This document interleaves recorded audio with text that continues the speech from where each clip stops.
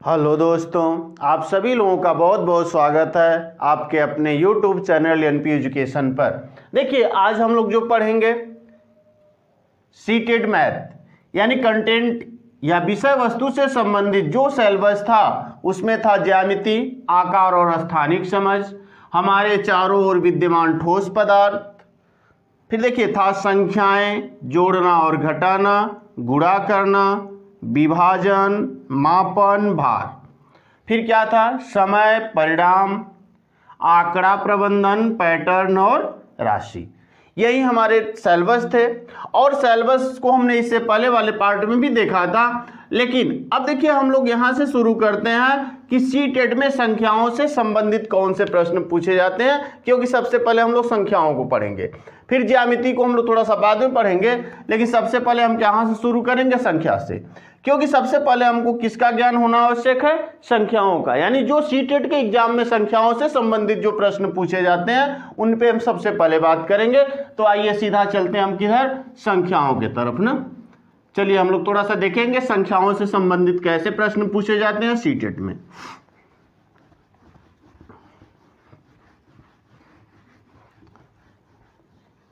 देखिए, सबसे पहला हमारा जो टॉपिक होगा वह क्या होगा?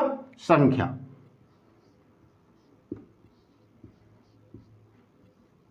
ठीक, यानी नंबर।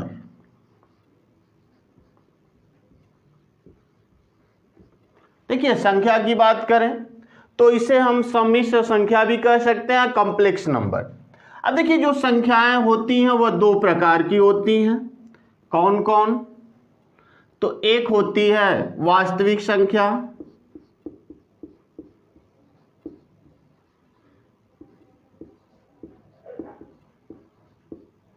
और वास्तविक संख्या का मतलब रियल नंबर।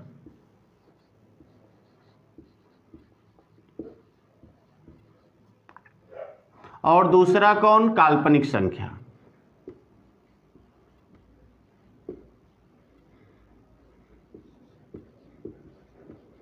काल्पनिक संख्या यानी जिसको हम कह सकते हैं कौन सा?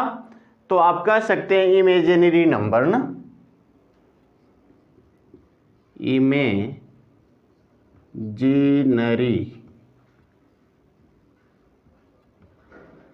नंबर।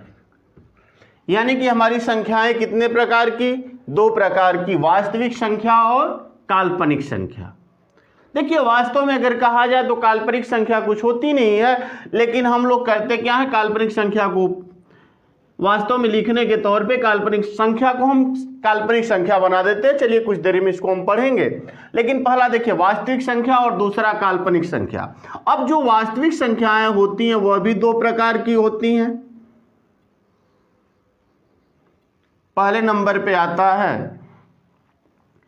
परिमेय संख्या,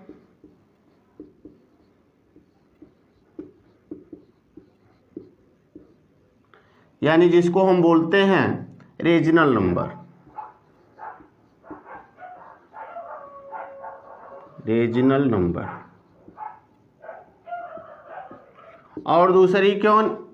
अपरिमेय संख्या ना। दूसरी संख्या कौन? अपरिमेय संख्या, इरेजनल नंबर।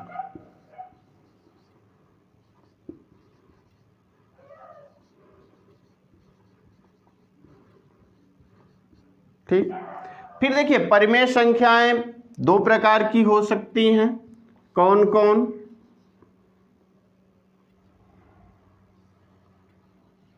एक होती है भिन्न संख्या, भिन्न यानी फ्रैक्शन।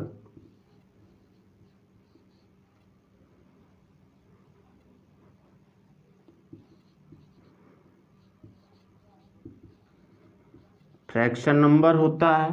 फिर देखिए एक होती है पूर्णांक संख्या।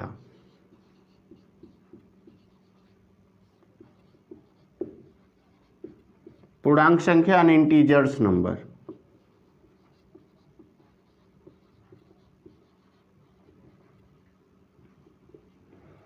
अब देखिए, जो पूर्णांक संख्याएं होती हैं वह तो होती हैं 6 प्रकार की, लेकिन 4 संख्याओं को हम इधर रख सकते हैं जो केवल धनात्मक होती हैं।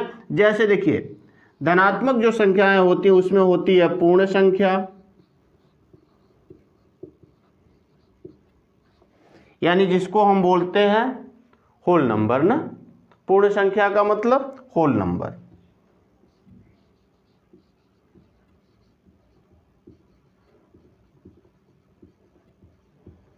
फिर होती है प्राकृतिक संख्या,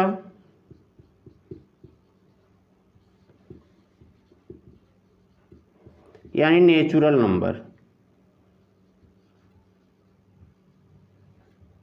फिर होती है प्राकृतिक संख्या के बाद आती है भाज्य संख्या,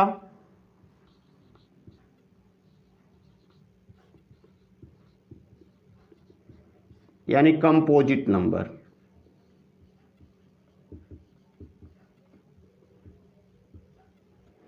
फिर आती है अभाज्य संख्या,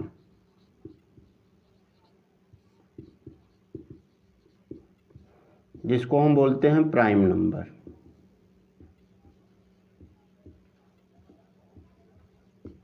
ठीक। और देखिए पूर्णांक संख्याएं दो प्रकार की और हो सकती हैं, सम संख्या, यानी जिसको हम बोलते हैं इवेन नंबर,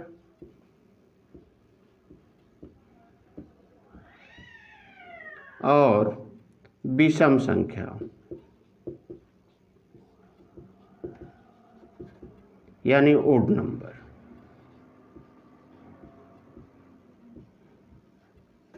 ठीक। देखिए यानी संख्याएं कितने प्रकार की, दो प्रकार की। देखिए यहां से अगर हम पढ़ें तो इन चीजों को पढ़ सकते हैं, लेकिन जो सीटेट में पूछा जाएगा आइए हम उसकी बात करते हैं। देखिए सबसे पहले हम पढ़ते हैं ना प्राकृतिक संख्या। प्राकृतिक संख्या यानी नेचुरल नंबर ना। देखिए प्राकृतिक संख्या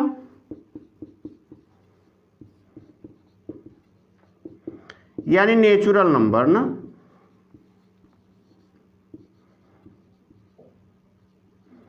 तो नेचुरल नंबर क्या, देखिए यह सारणी बहुत ही महत्वपूर्ण है, खास रूप से सीटेट के एग्जाम के लिए। तो निश्चित तौर पे एक सारणी का एक अध्ययन आप निश्चित तौर पे करिए, क्योंकि सीटेट के एग्जाम से बहुत ही इंपॉर्टेंट सारणी है यह। देखिए प्राकृतिक संख्या नेचुरल नंबर, तो आपने पढ़ा है गिनती की संख्या को हम क्या कहते हैं, प्राकृतिक संख्या। यानी गिनती की संख्या कौन, तो देखिए गिनती हम लोग शुरू कहां से करते, 1 2 3 4, यानी गिनती की संख्या को हम क्या कहते हैं, प्राकृतिक संख्या। तो गिनती की संख्या सबसे छोटी कौन है भैया, 1। तो सबसे छोटी प्राकृतिक संख्या क्या होगी, 1 होगी। और सबसे बड़ी प्राकृतिक संख्या तो आप जानते ही हैं अनंत होती है, लेकिन सबसे छोटी प्राकृतिक संख्या क्या हो जाएगी, 1 हो जाएगी। फिर प्राकृतिक संख्या के बाद आता है पूर्ण संख्या ना। चलिए देखिए पूर्ण संख्या यानी होल नंबर।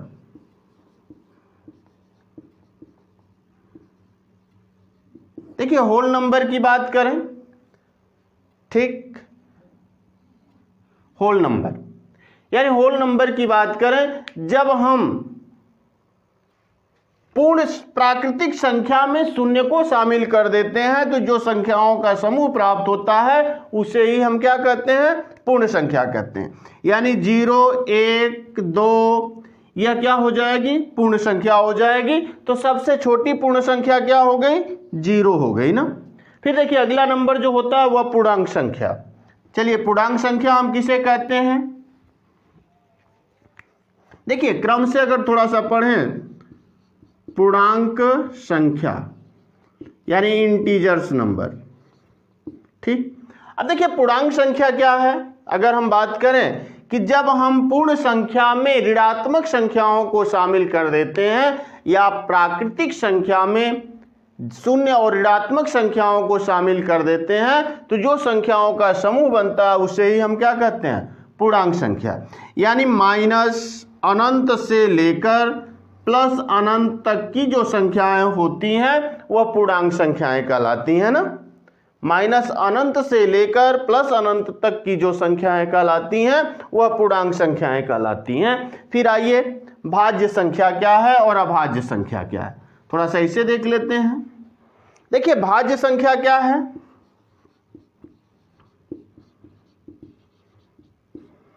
भाज्य संख्या का मतलब जो हमारा है कंपोजिट नंबर,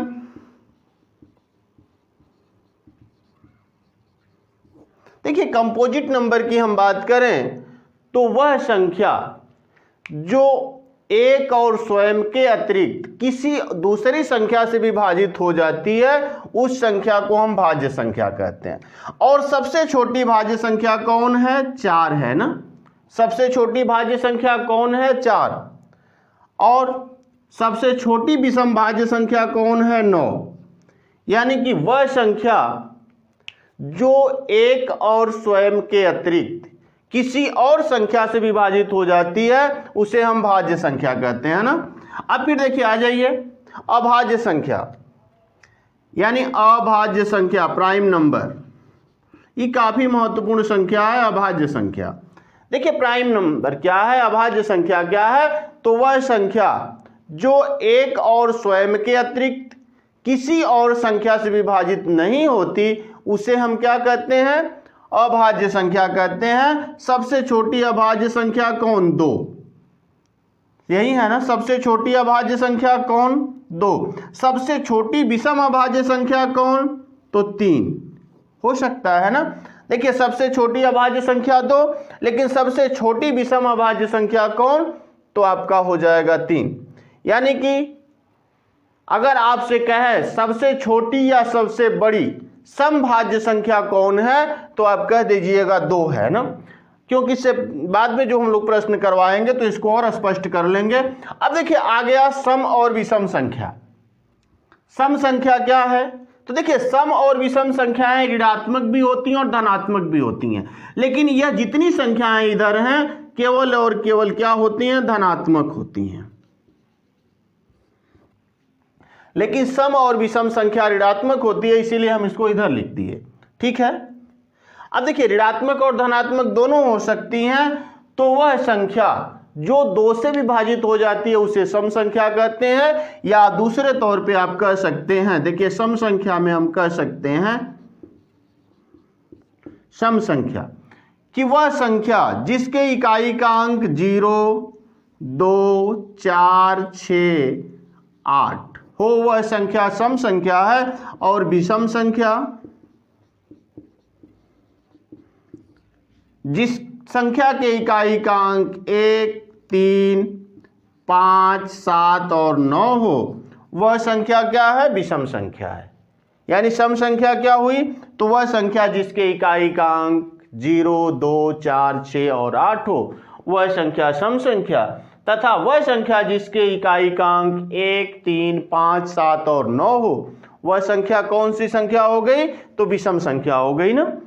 अब देखिए इतना तक समझ लिए। अब आ जाइए थोड़ा सा ऊपर चलते हैं। देखिए पूर्णांक संख्या को भी हमने समझ लिया और भिन्न संख्या। अब देखिए भिन्न संख्याएं वह संख्या जो पूर्णांक नहीं होती। जैसे आप लिखते हैं ना 1/2, अब यह पूर्णांक के रूप में नहीं आ सकता। जब 1 में 2 की भाग करेंगे 0.5 हो गया, यानी यह भिन्न के रूप में इसको हम प्रदर्शित कर सकते हैं। जैसे कोई एक वस्तु है, उसका बंटवारा हमने 2 बराबर लोगों में किया, 2 लोगों में किया तो बराबर बराबर जो भाग आएगा वह आधा आधा भाग कहलाएगा। तो इसको हम भिन्न के रूप में दिखाते हैं ना। अब देखिए परिमेय संख्या को आपने पढ़ा है कि वह संख्या जिसे हम किस रूप में P/Q के रूप में रख सकते हैं उसे हम परिमेय संख्या कहते हैं। यानी परिमेय संख्या की हम बात करें, देखिए परिमेय संख्या की हम बात करें तो वह संख्या जिसे P/Q के रूप में लिखा जा सके, लेकिन Q is not equal to 0, यानी Q 0 के बराबर न हो तो उस संख्या को हम क्या कहते हैं? परिमेय संख्या कहते हैं। क्योंकि जब किसी संख्या में आप 0 से भाग कर देते हैं तो मान अनंत आता है। जैसे मान लीजिए आपके पास कोई प्रॉपर्टी है और आप 0 लोगों को बांट रहे हैं, तो यह प्रॉपर्टी कितने मिलेगी? अनंत मानी जाएगी ना, कोई अंत नहीं। क्योंकि आपके पास प्रॉपर्टी कुछ भी हो, लेकिन आप 0 लोगों को जब बांटते हैं तो अनंत में रख लिया जाता है ना। लेकिन जब वही देखिए कभी कभी बच्चों में समस्याएं आती हैं कि हम संख्या में 0 से भाग देते हैं तो अनंत होता है, कि 0 में संख्या से भाग देते हैं तो अनंत होता है। जी नहीं, यहाँ 0 होगा। जैसे आपके पास कोई प्रॉपर्टी नहीं है लेकिन लेने वालों की संख्या ज़्यादा है, तो जब भाग करिएगा तो हमेशा कितना कितना मिलेगा, कुछ नहीं मिलेगा, क्योंकि आपके पास कुछ तो है ये नहीं है। सही है ना। तो देखिए परिमेय संख्याएं यानी वह संख्या जिसे p बटा q के रूप में लिखा जा सके या अंश और हर के रूप में लिखा जा सके, लेकिन q किसके बराबर नहीं होना चाहिए, 0 के बराबर नहीं होना चाहिए, उसी संख्या को हम परिमेय संख्या कहते हैं ना। अब देखिए अपरिमेय संख्या, अपरिमेय संख्या क्या है, तो वह संख्या जो p बटा q के रूप में न लिखी जा सके, जैसे करणी में 2, करणी में 3, करणी में 5, यह क्या है, एक अपरिमेय संख्या है क्योंकि इसे हम p बटा q के रूप में नहीं लिख सकते। फिर यहां देखिए वास्तविक संख्याएं क्या है, तो यानी ऐसी संख्या, या हम कह सकते हैं परिमेय और अपरिमेय संख्याओं को जिस रूप में हम सम्मिलित रूप में रखते हैं उसे हम वास्तविक संख्या कहते हैं ना। यानी जैसे करणी में 2, करणी में 3, करणी में 5 हमने रखा, और इसके साथ साथ हमने क्या किया, मान लीजिए हमने रख लिया ठीक है, 3/5 को भी रख लिया, 7/10 को भी रख लिया, तो यह क्या हो गई, सबको हमने जब शामिल कर लिया तो यानी कि अपरिमेय संख्या और परिमेय संख्या का सम्मिलित रूप वास्तविक संख्या कहलाती है। और काल्पनिक संख्या क्या है, देखिए इमेजिनरी नंबर क्या है, देखिए वास्तव में संख्याएं काल्पनिक नहीं होती लेकिन हम उसे काल्पनिक बना देते हैं। जैसे अगर वहीं कहें करणी में -4, अब बताइए कितना इसका वर्गमूल होगा, -2 तो हो नहीं सकता, +2 तो हो नहीं सकता, इसलिए यह कैसी संख्या हो गई, काल्पनिक संख्या हो गई। तो काल्पनिक संख्या कुछ होती नहीं है, लेकिन हम लोग करते क्या है, लिखने की दृष्टि से संख्याओं को जब हम काल्पनिक रूप धारण करवा देते हैं तो उसी संख्या को हम काल्पनिक संख्या कहते हैं। अब देखिए सीटेट की दृष्टि से क्या महत्वपूर्ण है, इतना तो हम लोगों ने जानकारी जाना ही भी है, या हम जानते भी हैं, नहीं जानते हैं तो हमने समझा, लेकिन वास्तव में सीटेट की दृष्टि से क्या है, तो देखिए अगर कभी भी जो यहाँ सारणी बनाई गई है जब नीचे से ऊपर की तरफ जाइएगा तो हमेशा यस रहेगा। और सीटेट में यही क्वेश्चन अक्सर पूछे जाते हैं, क्या सभी वास्तविक संख्याएं सम्मिश्र संख्या होती हैं, तो आप कहेंगे हाँ, क्योंकि इसको हम सम्मिश्र संख्या भी कह सकते हैं।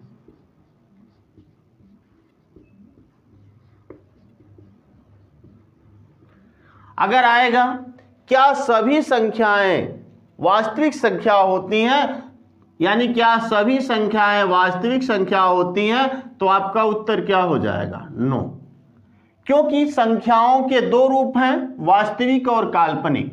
वैसे ही देखिए क्या सभी संख्याएं काल्पनिक संख्या होती हैं, तो आपका उत्तर होगा नहीं, लेकिन क्या सभी काल्पनिक संख्याएं वास्तविक संख्या होती हैं, तो आपका उत्तर होगा यस ना। वैसे ही यहां आ जाइए, क्या सभी अपरिमेय संख्याएं वास्तविक संख्या होती हैं, तो आपका जवाब होगा यस, सभी अपरिमेय संख्याएं वास्तविक संख्या होती हैं। लेकिन क्या सभी वास्तविक संख्याएं अपरिमेय संख्या होती हैं, तो आपका जवाब होगा नहीं। यानी कि यह जो सारणी बनाई गई है, जब भी नीचे से ऊपर की तरफ जाइएगा तो जवाब यस में होगा, ठीक, और ऊपर से नीचे की तरफ आइएगा तो जवाब किस में होगा, नो में होगा। जैसे यहां देखिए, क्या सभी परिमेय संख्याएं वास्तविक संख्या होती हैं, तो आपका जवाब होगा यस, लेकिन क्या सभी वास्तविक संख्याएं परिमेय संख्या होती हैं, तो आपका जवाब होगा नहीं, क्योंकि वास्तविक संख्याएं 2 प्रकार की होती हैं, अपरिमेय संख्या और परिमेय संख्या। देखिए वैसे ही यहां चलिए, क्या सभी भिन्न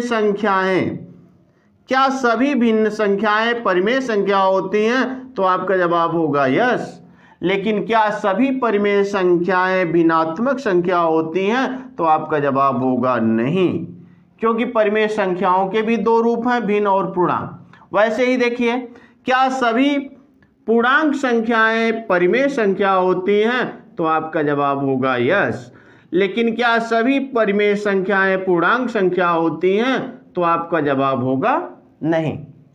अब यहां देखिए, क्या सभी सम संख्याएं पूर्णांक संख्या होती हैं? यस। लेकिन क्या सभी पूर्णांक संख्याएं सम संख्या होती हैं? तो आपका जवाब होगा नहीं ना।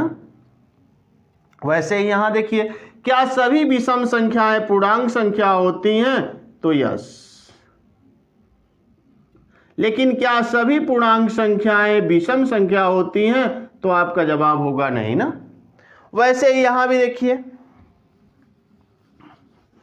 क्या सभी पूर्ण संख्याएं पूर्णांक संख्या होती हैं? तो आपका जवाब हो जाएगा यस। लेकिन क्या सभी पूर्ण संख्याएं पूर्णांक संख्याएं पूर्ण संख्या होती हैं? तो आपका जवाब होगा नहीं। वैसे ही देखिए, क्या सभी प्राकृतिक संख्याएं पूर्णांक संख्या होती हैं? यस। यानी जब भी नीचे से ऊपर की तरफ चलिएगा तो यस, और ऊपर से नीचे की तरफ जाइएगा तो नो। क्या सभी पूर्णांक संख्याएं प्राकृतिक संख्या होती हैं? जी नहीं, क्योंकि प्राकृतिक संख्या 1 से शुरू होती है, जबकि हमने पढ़ा है पूर्णांक संख्याओं में ऋणात्मक, धनात्मक तथा शून्य भी संख्याएं होती हैं। तो यहां जवाब क्या हो जाएगा? नहीं। वैसे ही, क्या सभी भाज्य संख्याएं पूर्णांक संख्या होती हैं? यस। लेकिन क्या सभी पूर्णांक संख्याएं भाज्य संख्या होती हैं? जी नहीं, उसमें भाज्य अभाज्य दोनों प्रकार की संख्याएं पाई जाएंगी। वैसे ही देखिए, क्या सभी अभाज्य संख्याएं पूर्णांक संख्या होती हैं? यस। यानी जब भी ऊपर नीचे से ऊपर की तरफ जाइएगा यस, लेकिन ऊपर से नीचे की तरफ आइएगा तो नो। कभी भी हमेशा ध्यान में रखिएगा। और सीटेट में ऐसे ही क्वेश्चन पूछे जाते हैं कि सभी पूर्ण संख्याएं पूर्णांक संख्या होती हैं। जैसे 4 ऑप्शन दे दिया जाएगा, कौन सा ऑप्शन सही है? जैसे होगा सभी पूर्ण संख्याएं पूर्णांक संख्या होती हैं, जबकि बी ऑप्शन हो जाएगा सभी पूर्णांक संख्याएं पूर्ण संख्या होती हैं। फिर ऐसे ही ऑप्शन दे दिया जाएगा, आपको चुनना होता है ना। यानी कि जो यह सारणी है, इस सारणी को थोड़ा सा ध्यान में रखिए, और सारणी के बाद जब भी ऊपर से नीचे की तरफ आइएगा तो जवाब हमेशा नो में होगा, लेकिन जब भी नीचे से ऊपर की तरफ जाइएगा इस सारणी में, जवाब क्या हो जाएगा? यस की तरफ हो जाएगा। और इससे संबंधित सीटेट में जो प्रश्न पूछे गए हैं, अगले पार्ट में हम उन प्रश्नों को लेकर आएंगे। तब तक के लिए धन्यवाद।